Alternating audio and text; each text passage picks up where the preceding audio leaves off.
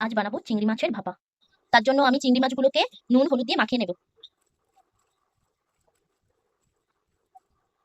আর একটু সরষের তেল দিয়ে দেব, দিয়ে মাখিয়ে নেব। জন্য একটা বাটি নিয়ে নিয়েছি, ঢাকনা দেওয়া বাটি, তাতে চিংড়ি মাছগুলো দিয়ে দেবো।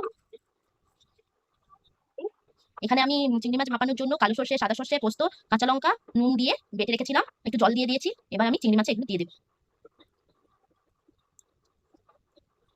চিংড়ি মাছে দিয়ে দেবো দিয়েছি। এবার চেরা কাঁচা লঙ্কা দিয়ে দেবো, পরিমাণ মতো লবণ দিয়ে দেবো, কারণ আগে দিয়েছি যেহেতু লবণ। সর্ষে বাটাতেও আছে, চিংড়ি মাছেও মাখিয়ে দিয়েছি, সেই জন্য কাঁচা কাঁচা সর্ষের তেল দিয়ে আমি এবার ভাপাতে দিয়ে দেবো।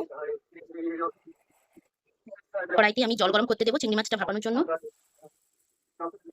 চিংড়ি মাছ ভাপানোর জন্য আমি জলটা গরম করতে দেবো, কড়াইতে দিয়ে দিয়েছি। এবার জলটা ফুটে উঠলে আমি বাটিটি বসিয়ে দেবো। জলটা গরম হচ্ছে, এবার বাটিটি আমি বসিয়ে দেবো। বাটিটা বসিয়ে দিয়েছি, এবার ওপর দিয়ে আমি ঢাকনাটা দেবো। ভাপানো হচ্ছে, আর কিছুক্ষণ পর নামিয়ে নেবো। ভাপানো ভাপানো হয়ে গেছে, দেখ